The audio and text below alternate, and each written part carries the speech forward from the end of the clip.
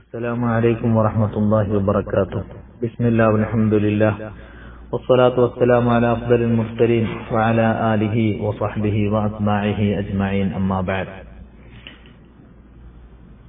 ബഹുമാനപ്പെട്ട വാദി ത്വയ്ബ ഗ്രൂപ്പിലെ പൗര പ്രമാണിമാരെ, പ്രമുഖരെ, സഹൃദയരെ, അള്ളാഹുവിന്റെ അപാരമായ അനുഗ്രഹത്താൽ കേരളക്കരയിൽ വിദ്യാഭ്യാസ വിപ്ലവത്തിന് നാന്ദി കുറിക്കാൻ അള്ളാഹുവിന്റെ തൗഫീഖ് ലഭിച്ച രണ്ട് മഹൽ വ്യക്തിത്വങ്ങളെ കുറിച്ചാണ് നമ്മൾ ഓർക്കുന്നത്.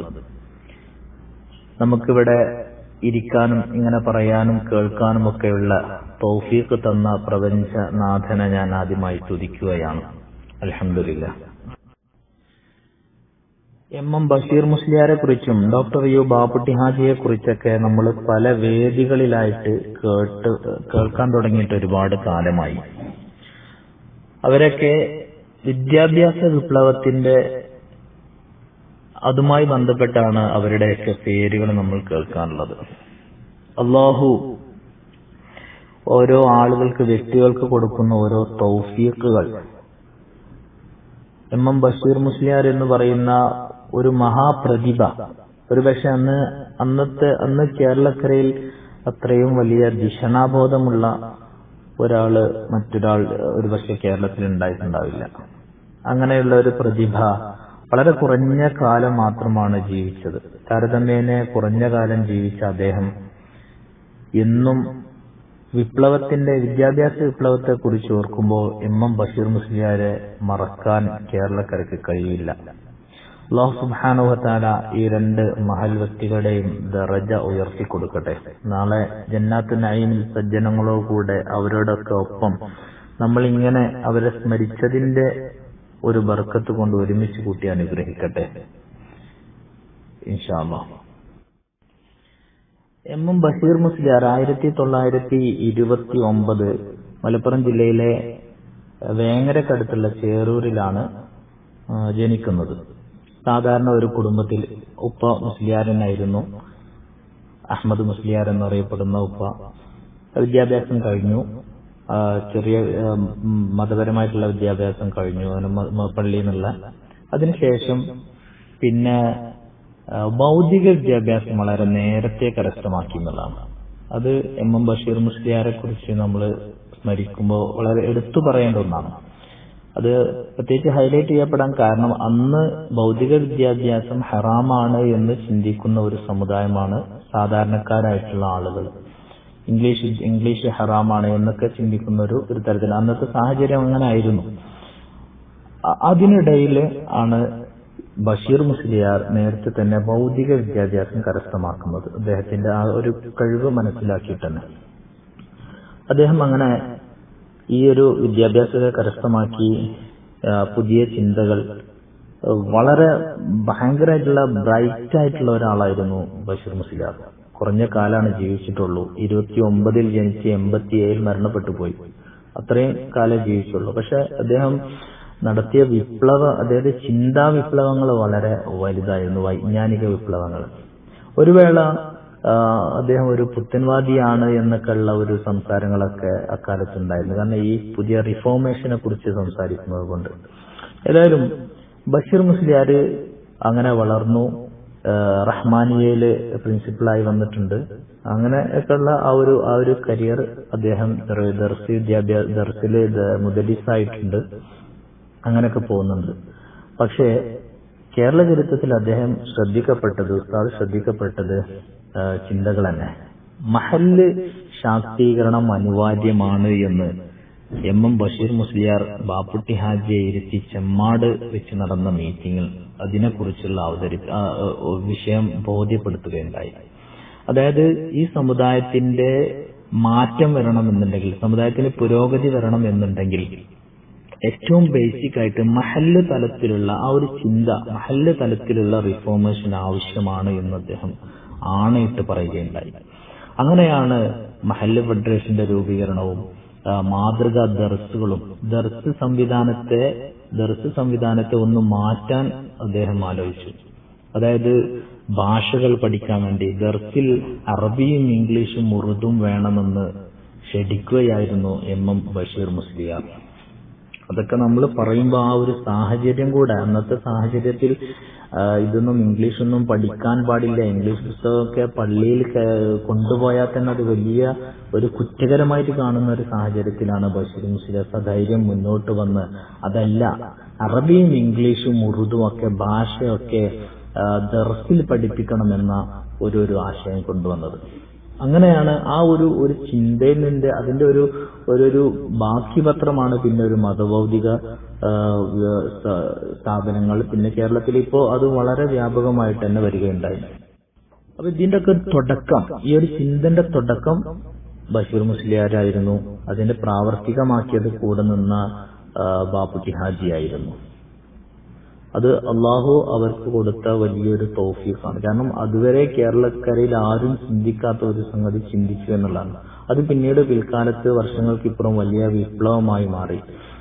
ഇന്ന് ഭൗതിക വിദ്യാഭ്യാസം ഇല്ലാത്ത ദർസുകളില്ല, ഇല്ലാത്ത കോളേജുകളില്ല. അങ്ങനെ അതിനെ മാറുകയുണ്ടായി. അത് സമുദായത്തിന് വലിയ നേട്ടങ്ങൾ, കേരളത്തിന് പുറത്തും ലോകാടിസ്ഥാനത്തിൽ തന്നെ വലിയ നേട്ടങ്ങൾ കൊടുക്കുകയും ചെയ്തു എന്നുള്ളതാണ് ആ ചിന്ത. അത് ബഷീർ മുസ്ലിയാരെ നമ്മൾ ഓർക്കേണ്ട വളരെ പ്രധാനപ്പെട്ട ഒരു കാര്യമാണ്. ഉസ്താദിന്റെ ഈ ചിന്തകൾ കൊണ്ട് തന്നെ സമസ്തയുടെ കമ്പ്യൂട്ടർ എന്നാണ് ബഷീർ മുസ്ലിയാർ അറിയപ്പെട്ടത്. സംസ്ഥയുടെ കമ്പ്യൂട്ടർ എന്നാണ് അറിയപ്പെട്ടത്. ഓരോ കാര്യങ്ങളും വളരെ വ്യക്തമായിട്ട്, കൂടുതൽ സംസാരിക്കുന്ന പ്രകൃതമല്ല, വലിയൊരു പ്രഭാഷകനുമല്ല, പക്ഷെ അദ്ദേഹത്തിന്റെ വാക്കുകൾ വളരെ കൃത്യമായിരുന്നു. വളരെ സൗമ്യമായി കുറഞ്ഞ വാക്കുകളിൽ വലിയ സന്ദേശങ്ങൾ നൽകുന്ന ഒരു പ്രകൃതമായിരുന്നു ബഷീർ മുസ്ലിയാർക്ക് ഉണ്ടായിരുന്നത്. അതുകൊണ്ട് തന്നെ കൂടുതൽ ആളുകളോട് അങ്ങനെ ജനകീയമായി അങ്ങനെ സംസാരിക്കുന്ന ഒരു പ്രകൃതമായിരുന്നില്ല. എവിടെയാണോ ആവശ്യം അവിടെ ആ ആളെ കണ്ടെത്തി അവരുമായിട്ട് ഡിസ്കഷൻ നടത്തുന്ന ഒരു രീതിയാണ്. ബാപ്പുട്ടി ഹാജി എന്ന് പറയുന്ന ഒരു വലിയ വ്യക്തിയെ എം ബഷീർ മുസ്ലിയാർ തിരിച്ചറിഞ്ഞു, അല്ലെങ്കിൽ ബാപ്പുട്ടി ഹാജി ബഷീർ മുസ്ലിയാരെ തിരിച്ചറിഞ്ഞു. അവർ തമ്മിലുള്ള ആ ഒരു ചേർച്ച, ആ ചിന്തകളുടെ കൈമാറ്റങ്ങളും ആ ഒരു ദൈക്ഷണികതയും ഒക്കെയാണ് പിന്നെ സാത്വികനായ CH ഐദ്രോസ് മുസ്ലിയാരിലൂടെ ദാർഹുദ എന്ന് പറയുന്ന മഹൽ പ്രസ്ഥാനം രൂപം കൊള്ളുന്നത്. ഏതായാലും അങ്ങനെ ഈ കമ്പ്യൂട്ടർ, അതായത് ബുദ്ധിപരമായിട്ടാണ് ബഷീർ മുസ്ലിയാരുടെ പ്രധാന സംഭാവനകൾ സമസ്തക്ക് അല്ലെങ്കിൽ നാടിന്, കേരളക്കരക്ക് ചെയ്തിട്ടുള്ളത്. പിന്നെ മഹല്ല് തലത്തിൽ ശാക്തീകരണം കൊണ്ടുവന്നു, ഭൗതിക വിദ്യാഭ്യാസം കൊണ്ടുവന്നു. പിന്നെ അദ്ദേഹം ഉസ്താദ് എത്രമാത്രം എന്ന് വെച്ചാൽ ഈ ഒരു പ്രസ്ഥാനത്തിന്റെ അതിന്റെ അവസാന ഘട്ടത്തിൽ, അതായത് ഉസ്താദിന് ഷുഗർ രോഗിയായിരുന്നു, ദീർഘകാലം ഷുഗർ രോഗിയായിരുന്നു.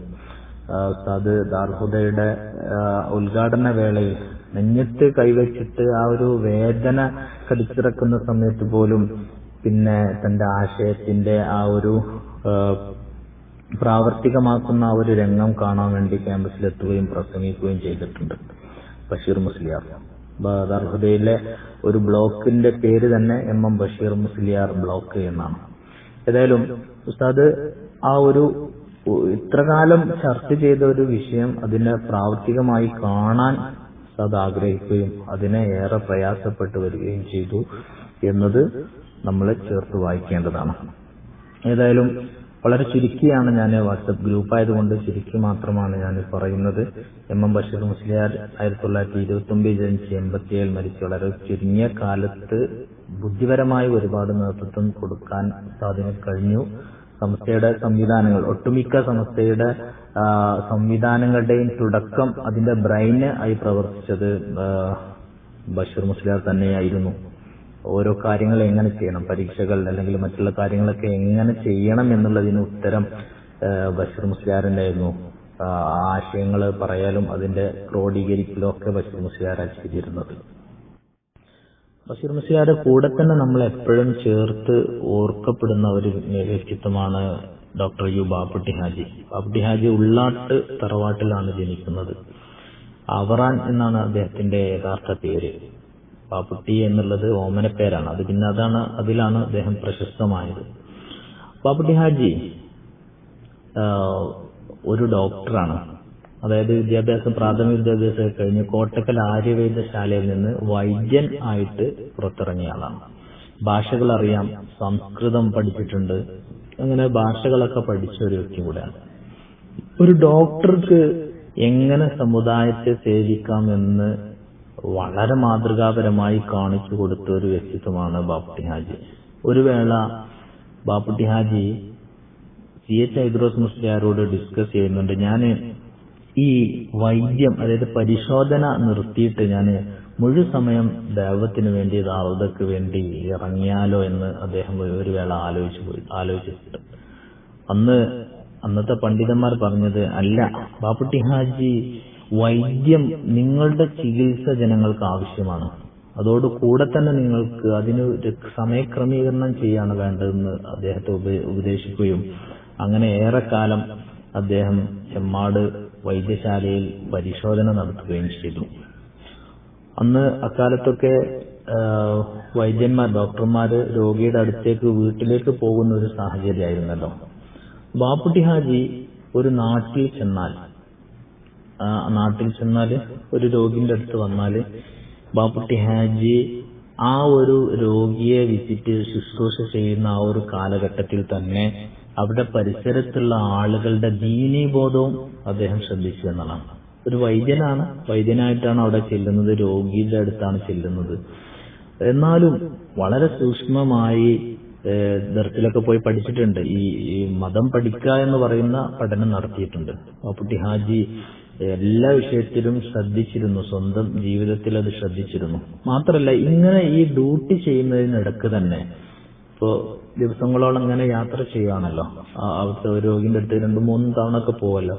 ആ ഒരു സമയത്ത് ആ നാട്ടിലുള്ള ആളുകളെ കുറിച്ച് മീറ്റ് ചെയ്യുകയും അവിടെ മദ്രസയെ ആവശ്യകതയെ കുറിച്ച് പറയുകയും മഹല്ല് സംവിധാനത്തിന്റെ ആവശ്യകതയെ കുറിച്ചൊക്കെ പറയുകയും അങ്ങനെ ഈ ഒരു ചികിത്സയുടെ ഒരു കാലയളവിൽ തന്നെ അതോടൊപ്പം തന്നെ ഒരു പ്രബോധനത്തിന്റെ ദൈവത്തിന്റെ മറ്റു ഒരു മാർഗം കൂടെ അദ്ദേഹം ഇത് ഉപയോഗപ്പെടുത്തി എന്നുള്ളതാണ് പ്രധാനം.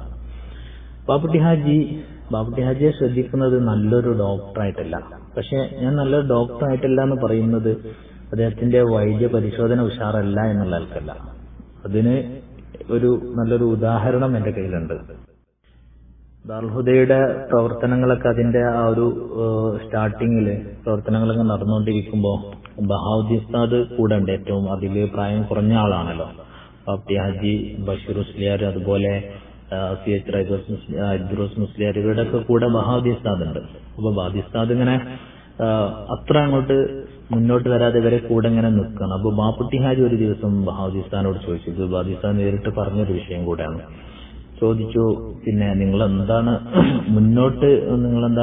വരാത്തത് എന്ന് ചോദിച്ചപ്പോ ഉസ്താദ് പറഞ്ഞു, ബഷീറോലൊക്കെ അല്ലേ ഞാനിങ്ങനെ കൂടെ ഉണ്ട് എന്ന് പറഞ്ഞപ്പോ ബാപ്പുട്ടി ഹാജി എന്ന് പറഞ്ഞു, ബഷീർ മുസ്ലിയാരെ ഒരു 6 മാസത്തിനപ്പുറം പ്രതീക്ഷിക്കാൻ പറ്റില്ല എന്ന് പറഞ്ഞു. കൃത്യം 6 മാസം കഴിഞ്ഞപ്പോഴാണ് ബഷീർ മുസ്ലിയാർ ഈ ലോകത്തുനിന്ന് വിട പറഞ്ഞു പോയത്.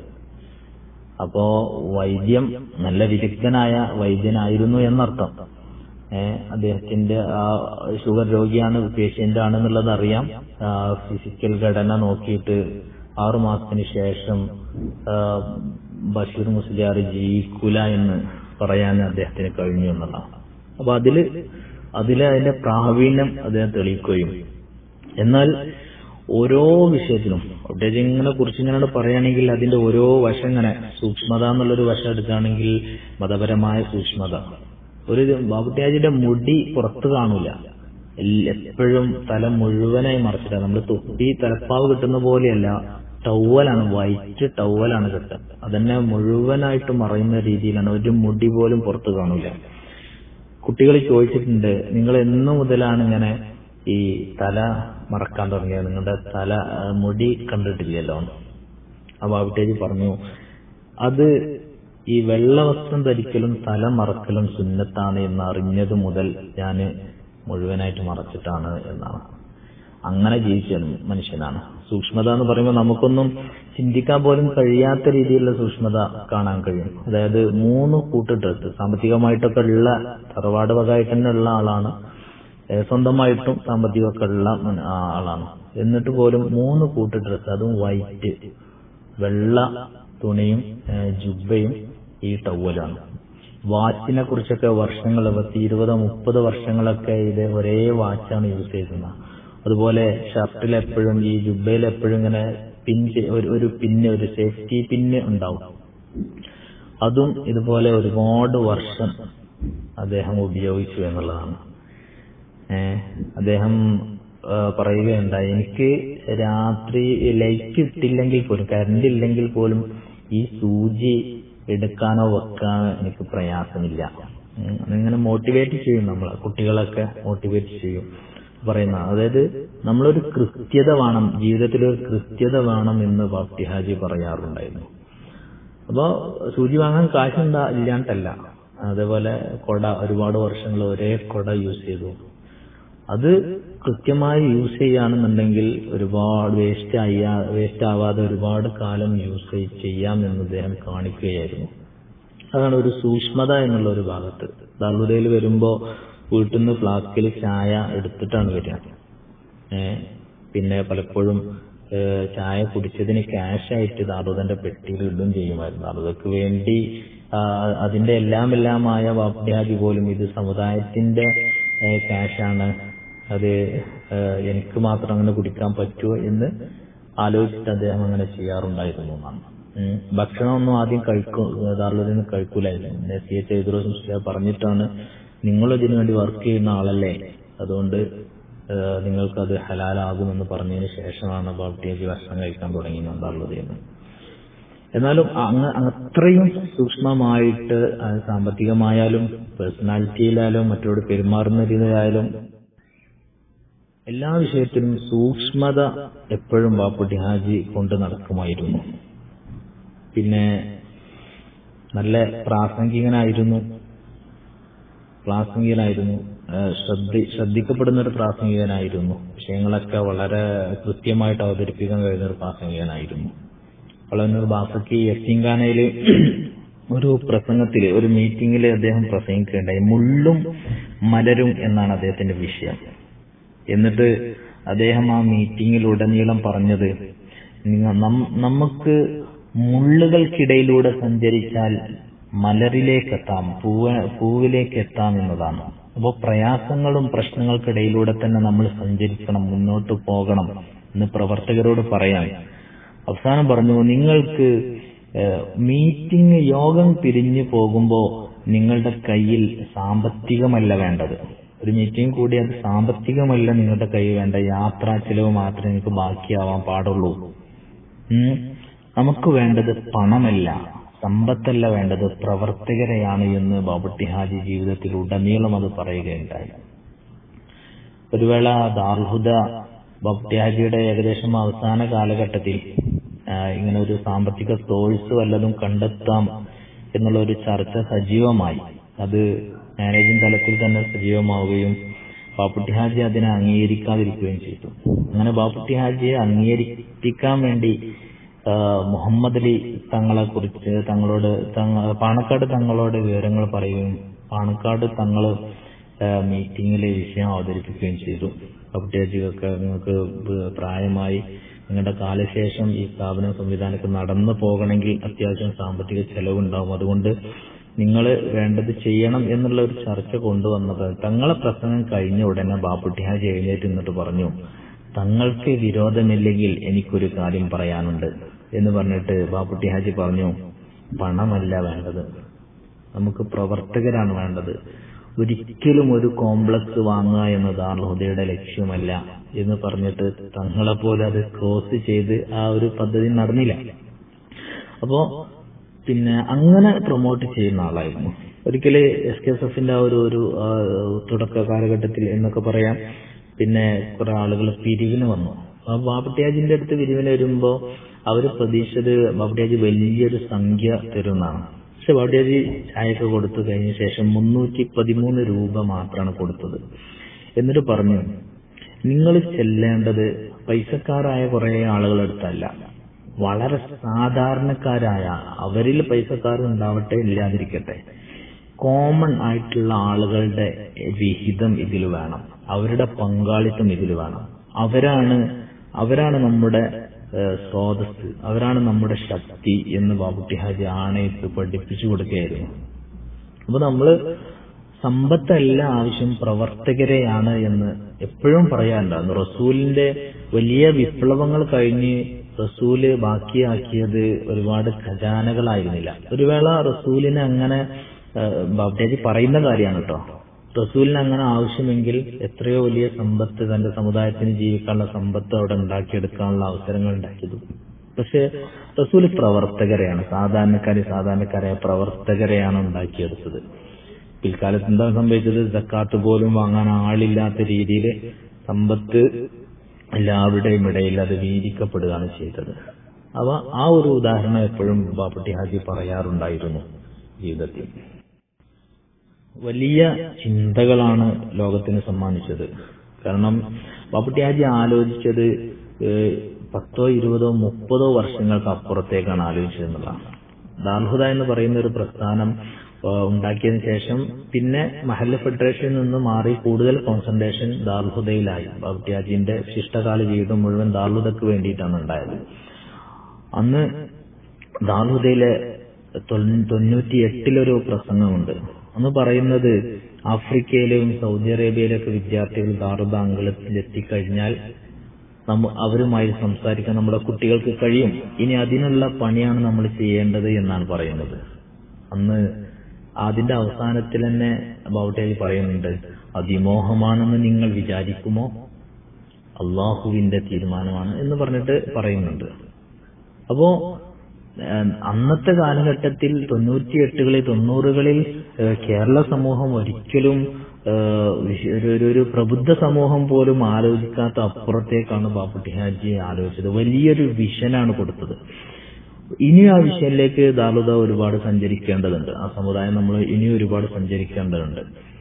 അത്രയും ദീർഘവീക്ഷണം, വളരെ കൃത്യതയോടുകൂടെയുള്ള ദീർഘവീക്ഷണം, ഓരോന്നും പഠിച്ച്, അതായത് കേരളത്തിന് പുറത്ത് നിന്നുള്ള കുട്ടികളെ ദാറുദയിലേക്ക് കൊണ്ടുവരുന്നതിന് മുമ്പ് വർഷങ്ങളോളം അവിടെ ഓരോ ഭാഗത്ത് ചെന്ന് അവിടുത്തെ സാഹചര്യങ്ങളെ കുറിച്ച് പഠിച്ച് അത്രയും കൃത്യത വരുത്തിയതിനു ശേഷമാണ് 99ൽ ദാറുദയിലേക്ക് കേരളത്തിന് പുറത്തുള്ള വിദ്യാർത്ഥികളെ കൊണ്ടുവരുന്നുള്ളൂ. അത്രയും ബാക്ക്ഗ്രൗണ്ട് വർക്കുകൾ ചെയ്തതിനു ശേഷമാണ് ഒരു കാര്യം പബ്ലിഷ് ചെയ്യുന്നത്. തൊയ്യിബ് ഫൈസി ഉസ്താദ് പറയാറുണ്ടായിരുന്നു, പിരിവിന് വേണ്ടി അന്ന് ഗൾഫിലേക്ക് ഉസ്താദിനെ അയക്കുന്ന സമയത്ത് പറയുമായിരുന്നു, ഉള്ളതേ പറയാവൂ. ഇവിടെ എത്ര കുട്ടികളുണ്ടെന്ന് പറയുമ്പോൾ കൃത്യം ഇത്ര കുട്ടികളെ ഉള്ളതേ പറയാവൂ. ഇത്ര ചെലവ് എന്ന് പറയുമ്പോൾ അതിന് ഒരു പൈസ പോലും കൂടാൻ പാടില്ല. 1 ലക്ഷമാണ് ചെലവുണ്ടെങ്കിൽ 1,01,000 ആവാൻ പാടില്ല. ചെലവ് എത്രയാണോ അതേ പറയാവൂ എന്ന് കൃത്യമായിട്ട് തന്നെ ബാപ്പുട്ടി ഹാജി നിർദ്ദേശിച്ചു എന്നുള്ളതാണ്. അപ്പോൾ കൃത്യത എല്ലാ വിഷയത്തിലും. പിന്നെ ഞങ്ങളെ ക്ലാസ്സിലൊക്കെ കയറി വന്നിട്ട് ഈ ബെഞ്ചും ഡെസ്കൊക്കെ ഇടുന്നതിന് എന്നെ കാണിച്ചു തരുന്നത് എനിക്ക് ഓർമ്മയുണ്ട്. ഞങ്ങൾ 1ാം ക്ലാസ്സിലായ സമയത്ത് വന്നിട്ട് പിന്നെ ബെഞ്ചും ഡെസ്കുകളൊക്കെ ഒരു സൈഡിൽ നിന്ന് ഇങ്ങനെ നോക്കിയാൽ ഒരേ ലെവലിൽ ഇടണം, വൃത്തി വേണം. പിന്നെ ജനല് തുറക്കുന്നത് ഇങ്ങനെ ഓരോ വളരെ മൈന്യൂട്ടായിട്ടുള്ള കാര്യങ്ങൾ പോലും 1ാം ക്ലാസ്സുകാരായ ഞങ്ങളെ ബോധ്യപ്പെടുത്തി എന്നതാണ് ബാപ്പുട്ടി ഹാജി ചെയ്ത, ആ മഹാമനീഷി ചെയ്ത വലിയ ഒരു ഉത്തേജനം, ഒരു മോട്ടിവേഷൻ എന്നുള്ളതാണ്. അങ്ങനെ വലിയ വിപ്ലവങ്ങൾ പറയാതെ അതോടൊപ്പം തന്നെ തഖ്വയിൽ അധിഷ്ഠിതമായ സുന്നത്തുകളൊക്കെ പാലിച്ചിട്ടുള്ള ഒരു ജീവിതവും, ഈ മഹാന്മാരുടെ കൂടെയൊക്കെ ഉള്ള ഒരു ജീവിതം കൊണ്ട് ഓരോന്ന് ചോദിച്ച് പഠിച്ച് അങ്ങനെയുള്ള ജീവിതം. എപ്പോഴും ആയത്തുകളും ഹദീസുകളൊക്കെ കുറെ അറിഞ്ഞ ആയത്തുകളും ഹദീസുകളൊക്കെ കുറിച്ചൊക്കെ കൂടുതൽ ആലോചിച്ച് അതിന്റെ വിശാലത ഒക്കെ മനസ്സിലാക്കാൻ അദ്ദേഹം ശ്രമിക്കുമായിരുന്നു. പ്രതിസന്ധികൾ വരുമ്പോഴൊക്കെ വഫൗക തഖ്ദീരിനാ ലില്ലാഹി തഖ്ദീറു, അദ്ദേഹം ഇങ്ങനെ ഓഫീസിലിരുന്ന് ഓരോ കാര്യങ്ങൾ ഇങ്ങനെ പ്ലാൻ ചെയ്തെങ്കിലും പക്ഷെ അതുപോലെ നടന്നില്ല. അന്നിങ്ങനെ നടക്കാതെ വന്നപ്പോ ഓഫീസിൽ ഇങ്ങനെ ഇരുന്നിട്ട് നമ്മൾ ഇങ്ങനെയൊക്കെയാണ് വിചാരിച്ചത് പക്ഷെ അതുപോലെ നടന്നില്ല എന്ന് പറഞ്ഞിട്ട് അദ്ദേഹം ഇങ്ങനെ കണ്ണീരിങ്ങനെ ഒഴുക്കുന്നുണ്ട്. കണ്ണീരൊഴുക്കിയിട്ട് അദ്ദേഹം പറഞ്ഞത് ഓതിയത് ഈ ആയത്താണ്, വഫൗക തഖ്ദീരിനാ, ഇതാണ് അദ്ദേഹം പറഞ്ഞത്, വഫൗക തഖ്ദീരിനാ ലില്ലാഹി തഖ്ദീറു. നമുക്ക് കാര്യങ്ങൾ ശ്രമിക്കാം, അതിനു വേണ്ടിയുള്ള ശ്രമങ്ങൾ നടത്താം, പക്ഷെ അള്ളാഹുവിന്റെ അടുത്താണ്, നമ്മുടെ പ്ലാനിങ്ങിന് അപ്പുറം അള്ളാഹുവിന് ഒരു പ്ലാനിങ് ഉണ്ട് എന്ന് പറഞ്ഞ് അദ്ദേഹം അങ്ങനെ കണ്ണീർ പൊഴുക്കിയ രംഗം ഞാൻ ഓർത്തു പോവുകയാണ്. അതുപോലെ ജഅൽനാ ലിൽ മുത്തഖീന ഇമാമ, മുത്തഖീങ്ങൾക്ക് ഇമാമാക്കണേ എന്ന് നമ്മളൊക്കെ എല്ലാവരും ദുആ ചെയ്യുന്നതാണ്. അതിന്റെ വ്യാഖ്യ എന്താണ്? അത് സംഘടനയുടെ പ്രവർത്തനമാണ്, മദ്രസ പ്രവർത്തനമാണ് എന്നൊക്കെയുള്ള രീതിയിൽ അതിന്റെ കൃത്യമായിട്ടുള്ള ഒരു ആശയം ഒരുപക്ഷെ ഒരു ഉസ്താദ് സമർപ്പിക്കുന്നതിനേക്കാൾ വ്യക്തതയോടുകൂടെ ബാപ്പുട്ടി ഹാജി പഠിപ്പിക്കുകയുണ്ടായി എന്നതാണ്. അവസാന കാലഘട്ടത്തിൽ ഞാൻ എന്റെ വോയിസ് വൈൻഡപ്പ് ചെയ്യണം. അവസാന കാലഘട്ടത്തിൽ ബഹുമാനപ്പെട്ട ശംസുൽ ഉലമ അവരുടെ അവസാന ആഴ്ച അവിടെ ദാറുൽ വന്നു. ഒരുപാട് ദീർഘനേരം അവർ തമ്മിൽ സംസാരിച്ചു എന്നതാണ്. ശംസുൽ ഉലമ സംസാരിച്ചു. പിന്നെ ആ ഒരു ബഹുമാനത്തോടുകൂടി തന്നെ ശംസുൽ ഉലമ അങ്ങോട്ട് ദുആ ചെയ്യാൻ വേണ്ടി പറയുമായിരുന്നു എന്നാണ് ഞാൻ കേട്ടിട്ടുണ്ട്. കണ്യാല മൗല ദാറുൽ വന്ന സമയത്ത് പിന്നെ ബാപ്പുട്ടി ഹാജിയെ കണ്ടപ്പോ കാറ് നിർത്തി കണ്യാല മൗല ഓടി വന്ന് ബാപ്പുട്ടി ഹാജിന്റെ കൈ പിടിച്ച് സലാം പറഞ്ഞ് ദുആക്കാൻ ഇങ്ങോട്ട് ആവശ്യപ്പെട്ടു. അപ്പൊ അറിഞ്ഞവർക്ക് ബാപ്പുട്ടി ഹാജിയുടെ മനസ്സ് അറിഞ്ഞിട്ടുണ്ടാകുമെന്ന് നമ്മൾ മനസ്സിലാക്കുന്നു. ശംസുൽ ഉലമ ബാപ്പുട്ടി ഹാജിയുടെ വിയോഗ ഒരു വേള ദാറുൽ പ്രസംഗിച്ചപ്പോ ഇങ്ങനെ അവസാന ഒരു പ്രസംഗത്തിൽ പറയുന്നുണ്ട് ഇങ്ങനെ, പിന്നെ ചിന്തിച്ചു നോക്ക്, അല്ലാഹുവിന്റെ വലിയാണ് ബാപ്പുട്ടി ഹാജിയെ കുറിച്ച് പറഞ്ഞതാണ്. കാരണം ഇങ്ങനെ ചളിക്കുണ്ടായിരുന്ന 2-3 ആള് ആഴത്തിൽ ചളിക്കുണ്ടായിരുന്ന ഈ ഒരു സ്ഥലം വൈജ്ഞാനിക വിപ്ലവത്തിന് അതിനെ വഴിയൊരുക്കിയത് അള്ളാഹുവിന്റെ തൗഫീഖാണെന്നൊക്കെ പറഞ്ഞിട്ട് പറയണം. അപ്പൊ അന്ന് ഒരുപാട് സമയം അവര് സംസാരിച്ചു എന്നതാണ്. അവസാനം അപ്പൊ എന്തൊക്കെയാണ് പറഞ്ഞത് എന്ന് എവിടെയും ഷെയർ ചെയ്തിട്ടില്ല. നമ്മൾ മനസ്സിലാക്കുന്നു പല കാര്യങ്ങളായിരിക്കാം, മരണത്തെ കുറിച്ചായിരിക്കാം, അല്ലെങ്കിൽ ഭാവിയെ കുറിച്ചൊക്കെ ആയിരിക്കാം എന്ന് നമ്മൾ മനസ്സിലാക്കുന്നു. ഏതായാലും തഖ്വയിൽ അധിഷ്ഠിതമായി എന്നാൽ കർമ്മോത്സുകനായി ജീവിച്ച വലിയൊരു മഹാൻ ബാപ്പുട്ടി ഹാജി എന്ന് പറയുന്ന ഒരു ഡോക്ടർ ഇന്ന് കേരളക്കരയിൽ എന്നല്ല ലോകത്തിന്റെ വിവിധ ഭാഗങ്ങളിൽ നടക്കുന്ന ഇസ്ലാമിക പ്രബോധന പ്രവർത്തനങ്ങളുടെ ഒരു കണ്ണി. ക്യാമ്പസിൽ ഇങ്ങനെ ചെന്നാല് ബീഹാറിൽ നിന്നും പശ്ചിമ ബംഗാളിൽ നിന്നൊക്കെ വന്ന കുട്ടികളൊക്കെ ബാപ്പുട്ടി ഹാജിന്റെയും ചെറുശ്ശേരി ഉസ്താദിന്റെ ഖബറിൽ ഫാത്തിഹ ഓതിയിട്ടാണ് ഓരോ വക്ത് നിസ്കാരം കഴിഞ്ഞ് പോകുമ്പോഴും സലാം പറയാണ്. ബാപ്പുട്ടി ഹാജിയെ കാണാത്ത, കേൾക്കാത്ത, കേട്ടു മാത്രം പരിചയമുള്ള കുട്ടികൾ, ചെറിയ കുരുന്നുകളൊക്കെ ദുആ ചെയ്യാൻ അതിങ്ങനെ ഇൻഷാ അല്ലാഹ് അവസാനം വരെ അതിങ്ങനെ കിട്ടിക്കൊണ്ടിരിക്കുകയാണ്. ഒരു സലാം, ഒരു ഫാത്തിഹ, ഒരു പ്രാർത്ഥന, നിഷ്കളങ്കരായ കുട്ടികള്, ഇതൊക്കെ അവർ ചെയ്ത ആ ഒരു സുഹൃതത്തിന്റെ ഭാഗമാണ്. അള്ളാഹുവിനെ മാത്രം ലക്ഷ്യം വെച്ച് ചെയ്ത ആ ഒരു നന്മയുടെ പ്രതിഫലം അള്ളാഹു കൊടുക്കണം ബാപ്പുട്ടി ഹാജിക്ക് ഇൻഷാ അല്ലാഹ്. അങ്ങനെയൊക്കെയുള്ള വലിയ ഒരു പ്രതിഭ